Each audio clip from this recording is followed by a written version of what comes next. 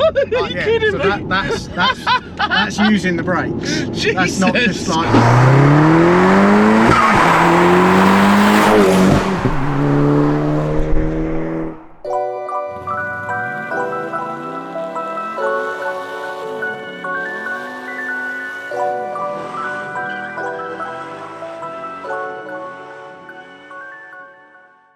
Okay, I'm not going to repeat that word because not everyone likes that word. That's a TTS. It's got 400 horsepower. We're going to take it for a drive. It's so far from standard, and I can't wait to see it because there's so many little subtle differences. It's going to feel much more modern than the old crap MR2 that I drove here. So let's have a look at it, shall we? TTS, 400 brake, track car. Not a trailer car, not a show car. It's getting used and abused. Let's have a look.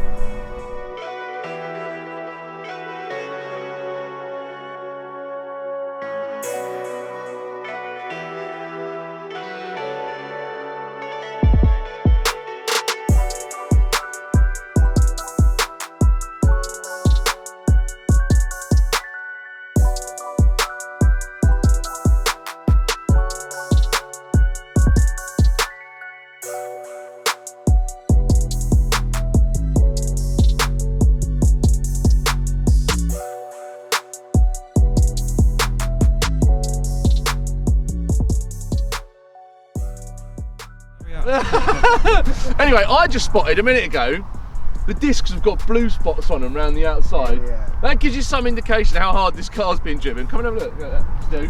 Brembo.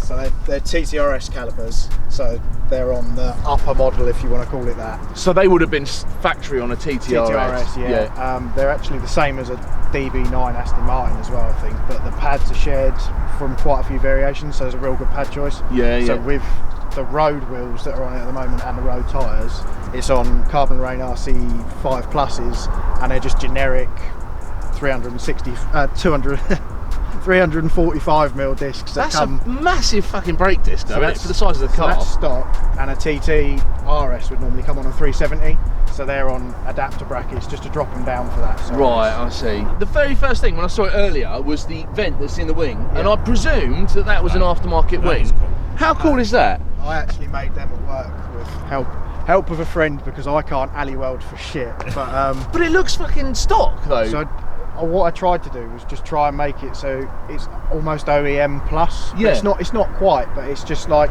if you saw it, you wouldn't think that's been slapped on. Yeah, it's yeah, like, yeah. oh, that looks like it belongs. It's not a Halford special, and I like what they've done about following the contour of the wheel arch as so well, going down there.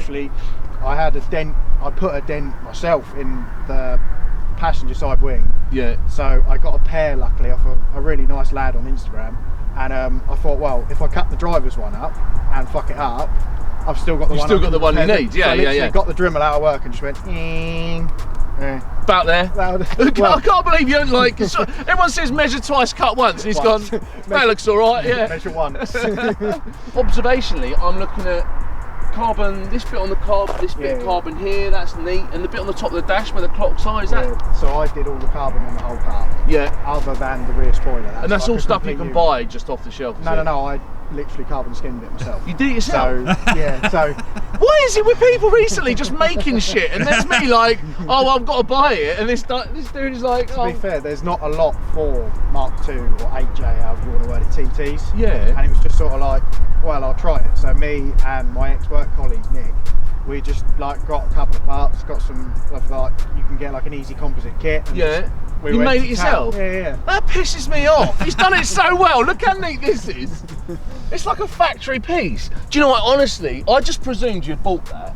No, everything carbon-wise I have done. And these as well? Yeah, yeah. Oh, come on. So like the only thing is those. Can you do look- mine now? I do. Can we have a look at the engine? I want to know what's yeah. going on with the engine side of things. I didn't know that. That's really like, it makes me want to learn shit now. You can't learn anything Oi. that you already know. Have a look in here, Stu. This car is clean right under the frickin' wing here. Everything down in the bonnet hinge is clean, and he's also replaced all the fixings that hold the wings on, headlights, grille, slam panel and all of that, and that's nice and neat. I spotted an engine mount. It's got a poly engine mount in there. Yeah, it's got inserts in the stock engine mounts. Right, so they just slide in just to firm it all up a little bit. Like two pieces of what is normal Powerflex poly, and you slide it in and just push a locking mechanism over the top so it doesn't fall out. Nice. Nice and easy. And the intake, what intake's it got? So that's actually sort of a custom creation between me and a good friend of mine, Billy, who owns Cloud9 Customs. Okay. So it's sort of semi-off-the-shelf products, but we've been fiddling with like loads of variations to try and like fit that in. And I still haven't got a heat shield, and I'll moan at him about that because it's been a long time. Oh, you're waiting on someone else, well, Just on a couple of other notes, I presumed that these had the EA 888 engine out of the Golf R and the S3, but it's not the case, yes, right? that's TSI, is the easiest way of explaining it. Yeah. And this is a TFSI, so it's EA 113. Is it a better? I mean, what are the advantages? Or A 888 is technically a revision higher, so they're fully cam-driven engine, chain-driven engine. Sorry. So this has still got a belt on one end and a cam that so it's got a chain that end to link the cams, and then it's got an actual cam belt. Whereas the 888 is chain-driven, and the 888 is much more tunable. Right. So if you put a hybrid turbo on a 888, you can hit 500 plus, easy, and you cannot have the 4G engine. Anything over 450 foot-pound on one of these, you need to 4G because it will do the rolls. Every day is a school day. There we go. I learned something. Every time I speak to someone, I learn something. It's fair enough, and it's reliable. It's Quattro, obviously. I learnt this again this morning. The TT, all the TTSs, the TTS and RS, all Quattro. All Quattro. So they're all Haldex Quattro. Yeah. Not like true. Have you ever done a draggy in it? I mean, what sort of 0 to 60 times are you going to be getting? So it's done 4.2, 0 to 60. Yeah. It's done an 899, 100 to 200 kilometres. Yeah. And quarter mile, I think, was 12.2. That's a fast car. That's a fast car. It's remembering also, for a stock engine. It's a stock engine, but a manual transmission. There's no DSG. Like you're having to do all the driving. Yeah. So really, that's a pretty respectable. That's a respectable performance, and especially. The gearbox is completely stock, other than short shifters and the clutch. The gearbox is just come out of the factory. Yeah. It doesn't look like too modified, but when you start talking about stuff like that, you were telling me earlier when we first turned up about the brackets to hold the intercooler, and you didn't want them visible through the grille, so you made other brackets for it. That's just neat, man. Just that's really attention to detail, and I appreciate it because I had to make that tow eye to go on track because I've got no tow eye screw because the crash bar's gone. Yeah. And that was what we came up with. It's neat though, and it looks like it belongs there. Yeah. Anyway, so I could talk to James loads more about the outside of it because there's so many little subtle differences I keep noticing. But I'm actually keen to get in one of these awesome race seats and just go around the block in it and just see what it feels like. So there's loads more we can talk about. We'll get a bit more audio in the car, but let's have a little drive. Yeah, right. Well, he's walked off. Oh, you bastard. Thank you very much, mate. You're welcome. Wasn't you, Galen, was it? What? Who bought it? No, it's him. Because he actually likes you. Did you take the can before you came back? Did I shake the can? What do you mean? No? Fucking exploded all over me.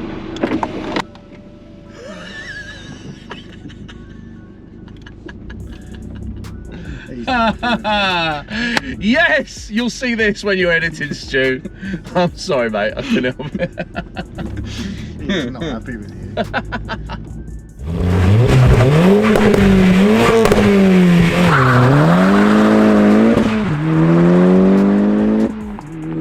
Cage is nice. Where's the cage from? That's SW Motorsport, that is. And did they fit it? I mean, are they just suppliers? No, they do fit them, and I think you can drive there and fit it, but I'm pretty sure they're like, I'm really shit with locations, but I'm pretty sure they're like a little bit up north.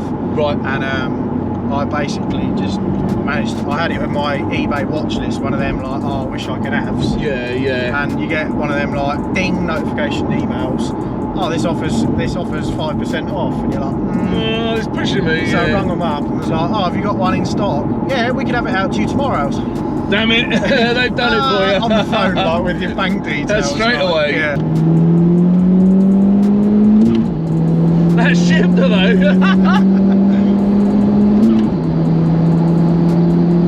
Oh, it almost feels a bit too stable at this speed. It's not too bad. It's solid, isn't it?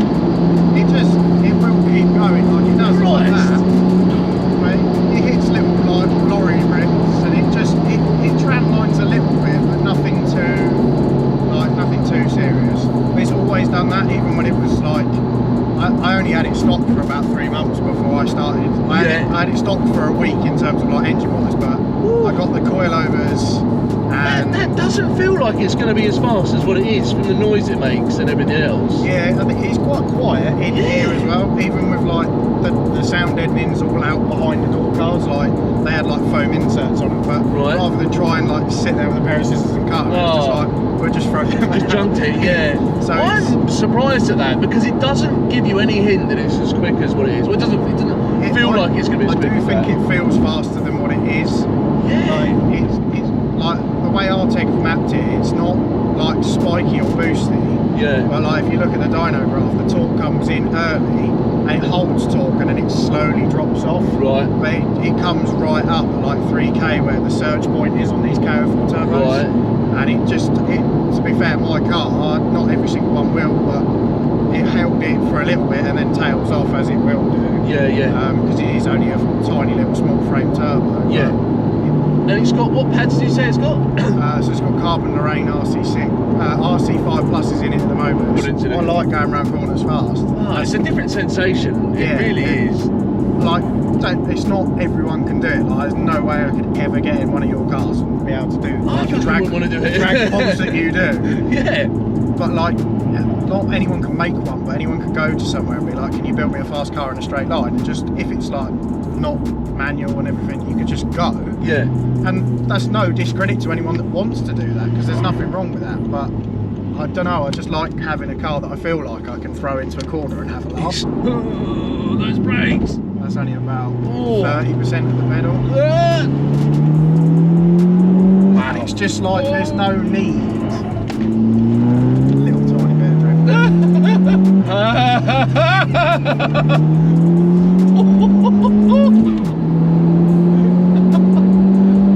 I don't go around corners that fast. Put it that way. I mean, if I stopped. Oh my god! Are you kidding me? That's using the brakes. Jesus that's not just like putting my foot through sort of thing. Oh, I thought I was going to throw up. Jesus! So that's like, that was just starting to modulate the ABS on the pedal. It does, wow. But that's like using 70-80% of the pedal rather than 30 like we have done like the rest of the whole time. It's so efficient. Yeah. Everything. It start, stop, turn. It's like, jeez.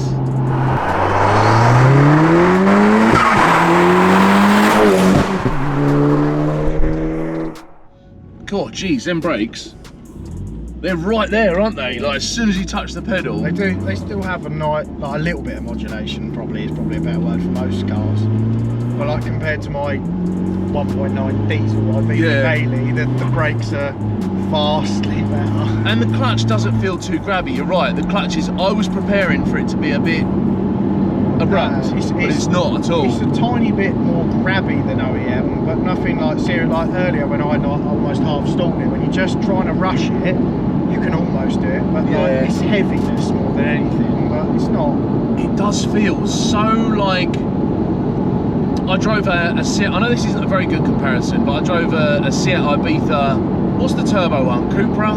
Yeah, sporty one. Shape Cupra. This was like a 2006. The car's got 30,000 miles on it.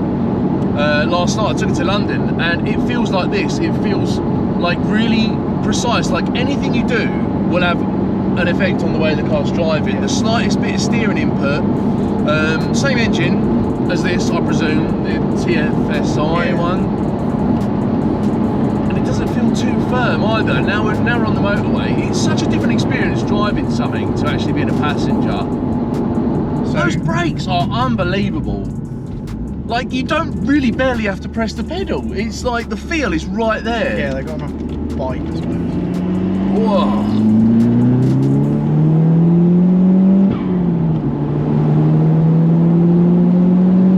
Do you know what?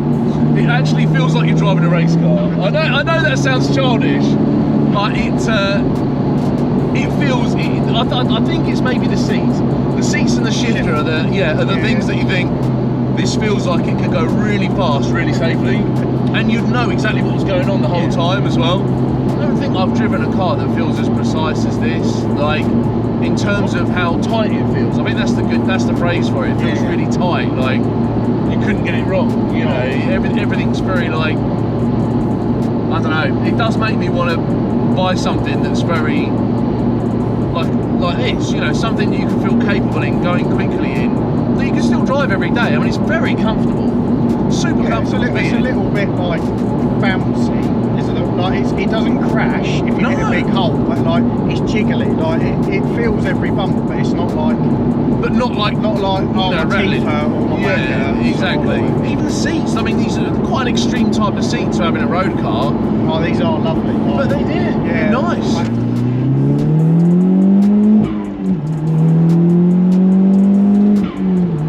That gear shift is so nice. It's not.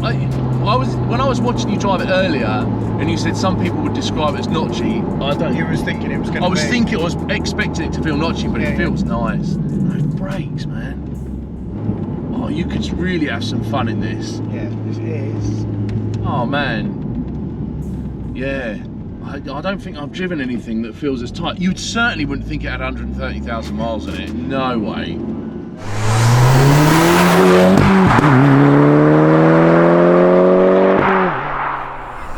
Is the mic on this time, dickhead? That was everything you wanted to know about this Audi TT, and probably about half an hour more. We're gonna have to edit the crap out of this because there's so many cool bits about this car that we spoke about on the way. But it's actually really made me want a capable handling car that you can kind of use every day, even though it feels like you're sitting in a race car with the winged back seats and like the awesome shifter and everything. You could live with it every day. And there were a few bits that we've thought, oh, maybe that's too race car, but when you're actually in it and you're driving it, it's so capable. It feels like you could drive it anywhere as fast as it would go, and it would do everything you wanted it to.